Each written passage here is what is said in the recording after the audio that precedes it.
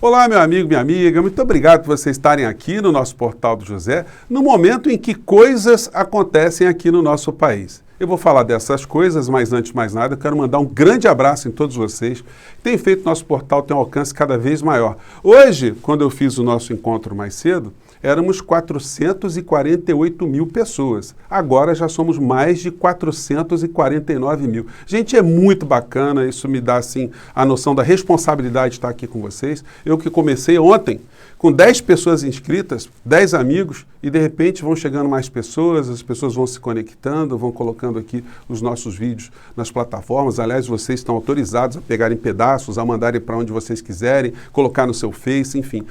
O nosso propósito aqui é fazer com que as reflexões cheguem ao máximo de pessoas. E se você está chegando agora, convido você também a se inscrever aqui no nosso portal, você é bem-vindo, conheça os nossos outros vídeos, compartilhe se você achar bacana, dê o seu joinha para a gente chegar a mais pessoas como você e envie para cá os seus comentários, porque são sempre lidos e são sempre considerados. Lembrando que sempre meia hora antes de a gente entrar no ar, entre as 17 e 17h30, eu abro um chat para bater um papo com vocês. Então, vamos seguir em frente. Hoje, portanto, um dia de manifestações, não são manifestações ou não foram de massas, porque nós temos antídotos que são colocados contra a consciência popular de uma maneira geral.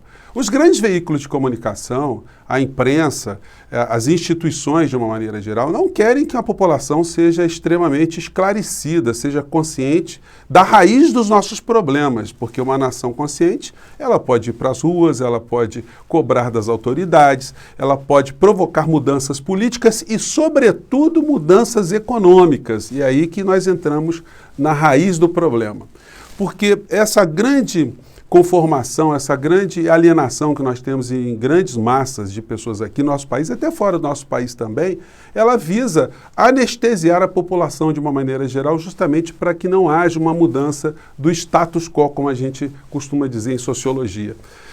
Quando a gente analisa o que aconteceu no passado aqui no nosso país, a gente tem que ficar estimulado a continuar a estar o tempo todo lutando contra as iniquidades, as injustiças, as desumanidades e as coisas concretas, né? A fome, a miséria que a gente presencia todos os dias. Gente, eu estou lendo aqui, acabei de ler aqui a última parte desse segundo livro aqui do Laurentino, que não é historiador, ele é um jornalista, então a narrativa que ele coloca aqui, a pesquisa é espetacular falando de escravidão. E sempre que eu leio alguma coisa sobre escravidão, me vem à cabeça a imagem dos abolicionistas, que acabam não sendo muito tocados quando se fala muito em escravidão. Se analisa o problema, mas não se cuida tanto das pessoas que, assim como você que está aqui, não se conformavam. Olha como era difícil antigamente lutar contra a escravidão. Você tinha uma estrutura econômica, você tinha estrutura política, uma estrutura jurídica, uma estrutura moral que aceitava um ser humano ser escravizado por outro. Então você lutar contra isso não era uma coisa muito fácil, você era quase um terrorista, você era um conspirador por lutar por direitos humanos, direito do outro, enfim. E essa batalha, graças a essas pessoas, ela foi vencida em várias partes do mundo. Infelizmente, aqui no nosso país, a abolição da escravidão não resolveu todos os problemas. Muito pelo contrário, nós temos hoje massas de pessoas que estão numa espécie de escravidão, independente da cor da sua pele. E nós temos aqui também no nosso país pessoas como você, que não se conformam com essa situação, você não acha que isso é aceitável, esse tipo de situação que a gente está vivenciando aqui no nosso país. Gente, hoje saiu uma charge aqui na Folha de São Paulo, desse 2 de outubro, a charge de estudo. Você já viu algumas coisas dessas comentadas por vários lances, mas até congelei um pouquinho aqui para vocês verem. Um monte de cães, né, tentando agarrar um osso aqui com uma fita verde e amarela, insinuando que isso é uma coisa do governo atual, né, e uma senhora aqui no meio dessa história toda. Como é que a gente pode estar conformado com esse tipo de situação? Como é que a gente pode aceitar o tipo de iniquidades que a gente está vendo? Gente, toda hora também pintam perguntas, tentando respostas, né, buscando respostas do porquê o Bolsonaro ainda está à frente do nosso país. E sempre a gente é obrigado a lembrar dessa situação aqui. Ó. Como é que a ex-presidente Dilma caiu por conta de um troço chamado pedalada fiscal que ninguém sabe que raio é esse? Qual foi o prejuízo? Qual foi a desonestidade? Qual foi o crime que foi cometido pela ex-presidente para ela perder a direção do nosso país. Gente, por mais que a gente não concorde com uma pessoa dentro de um modelo republicano, se ela não pratica um crime contra a nação, se ela não dolosamente faz algo, ela só pode ser substituída por um processo eleitoral. Por outro lado, nós temos um presidente que está em cima de mais de 600 mil mortos, mais de 20 milhões de contaminados e 137 pedidos de impeachment e continua a fazer todo tipo de crime contra o povo brasileiro. Qual é a explicação? A explicação é que ele está ali como um representante, como um fantoche, um boneco, uma marionete a serviço de todo o interesse econômico escravocrata que tem passado também o seu bastão de geração para geração. Assim como nós estamos aqui, de um certo modo, representando esse sentimento de inconformismo em relação às injustiças, do outro lado, quem sempre esteve na elite continua também de uma forma muito mais sofisticada, utilizando de todas as ferramentas para manter a maior parte do povo brasileiro na ignorância, sem saber o que está acontecendo. Então, isso explica porque uma figura tão desumana, tão desalmada, tão ignorante, tão malévola, continua à frente do nosso país. Infelizmente, muitas pessoas acreditam ainda que o Bolsonaro representa alguma coisa de útil ou de boa.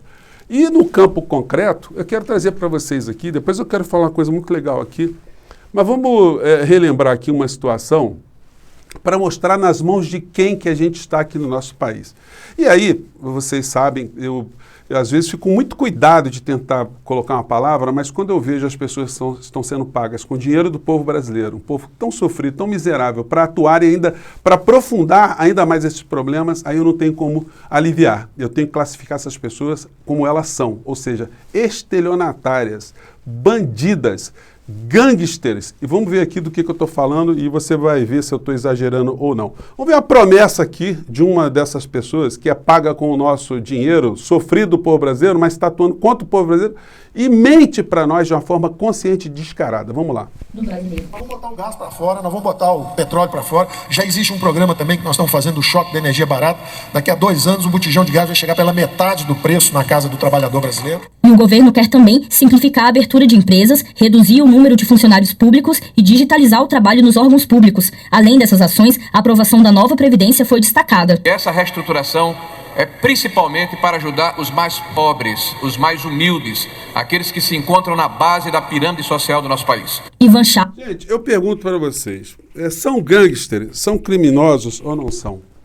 Que situação pobre, que situação de algum pobre aqui no nosso país melhorou com a reforma da Previdência?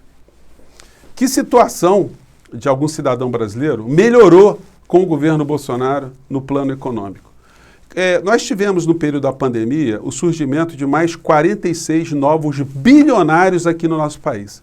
Numa economia que está pobre, que está cada vez mais deixando quem já era pobre mais pobre e quem era rico cada vez mais rico. Então, para que serve a figura do presidente da República que está sendo poupado com tantos crimes à frente do nosso país? Eu tenho advertido também que essa permanência, esse habeas corpus que ele está tendo para figurar como presidente do Brasil é temporário, porque daqui a pouco essa mesma elite escravocrata vai chamuscar, vai untar a figura presidencial e vai atear fogo nele no sentido figurado. Ele vai ser mais malhado do que Judas. E todo mundo que hoje dá apoio vai desaparecer. A gente vai ter hordas aí de órfãos. E, infelizmente, a gente não está lutando só contra essa elite escravocrata, porque tem os lacaios, tem os animadores da senzala que a gente vê nas redes sociais. São pequenos vigaristas que ascenderam a algum tipo de poder, começaram a ganhar algum tipo de dinheiro aqui na internet, com propagandas,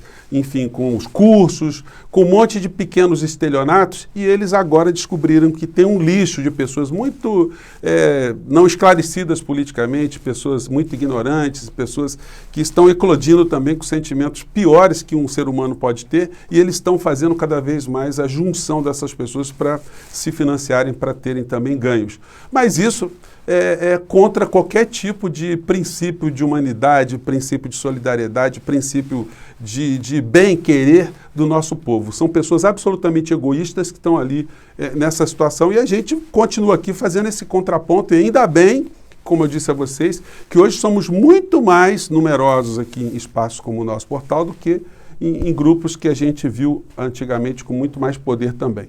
Bom, mas nem tudo, né, no meio dessa situação toda, pode ser resumido em uma catástrofe, como eu tenho dito para vocês. Esse bastão do abolicionismo, de pessoas que lutam contra a iniquidade, eles conseguem muitos espaços às vezes. E para nossa satisfação, hoje eu estou vendo aqui uma matéria no jornal O Globo, né, fazendo aqui uma matéria aqui com o senador Contarato e a sua família.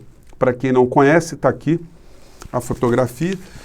E parabéns ao povo do Espírito Santo, né, por ter colocado em meio a tantas situações complicadas no nosso país, um país com tantas coisas que estão eclodindo, colocar um ser humano como o senador Contarato, que a gente pode ter divergências com ele no campo da política, no campo da economia, no campo do entendimento da realidade, mas nós estamos aqui com um ser humano que está num outro patamar, num patamar da civilidade, no patamar dos debates, no patamar da humanidade, da solidariedade, do respeito ao Estado que nós temos. Ele falou uma frase muito bacana na CPI, quando ele contestou aquela criatura, que eu não vou nem mencionar o nome aqui, aquele ser abjeto, quando ele disse, olha, essa frase que vocês estão utilizando, vocês usam muito o nome de Deus, o nome de Cristo, que colocam assim, Deus está acima de todos.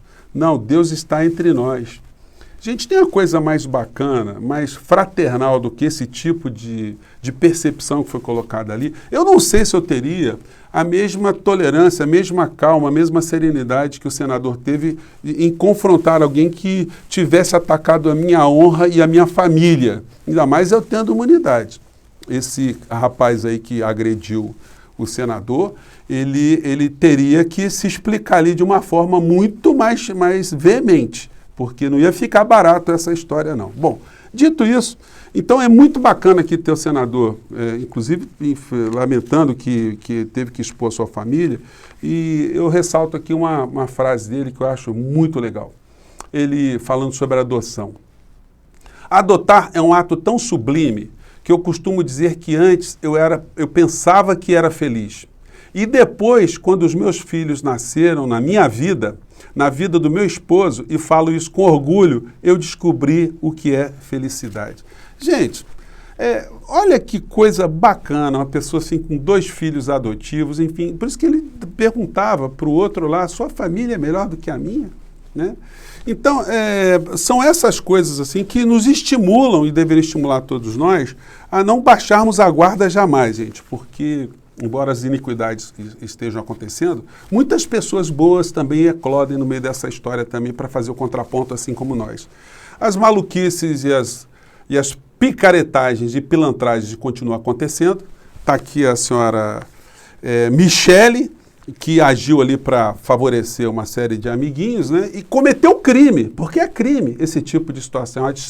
Isso se chama advocacia administrativa. Agora, esse pessoal que eclodiu nessa história toda do bolsonarismo, eles não têm noção do que é público e do que é privado. Eles acham que o governo é o seguinte, eu ganhei o governo, então agora é meu, eu posso fazer o que eu quiser.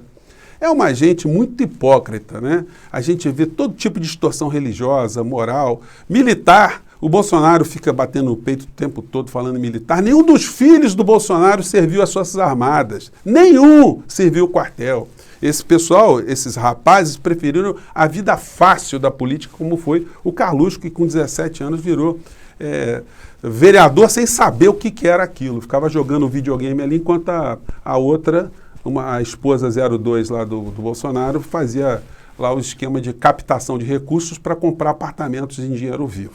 Bem, outros assuntos também importantes que eu queria comentar com vocês aqui dizem respeito ao que vai acontecer com o Brasil mais à frente. O Brasil continua nessa história de ser uma nação absolutamente desprezada no governo Bolsonaro, e a previsão que vai ter agora na COP26 é que o Brasil fique absolutamente isolado. O Bolsonaro, durante o último ano, proporcionou um governo com mais de 76% de aumento das derrubadas de árvores aqui no nosso país, e muitas das coisas que a gente está vendo hoje no clima se deve muito a esse tipo de comportamento, né? É uma equação impressionante. Como é que a elite consegue nos impor um personagem que é capaz de destruir tantas coisas aqui no nosso país, né, gente? Bom, mas ainda bem que nós estamos aqui, nós vamos continuar a batalhar enquanto nós tivermos esse nosso espaço aqui.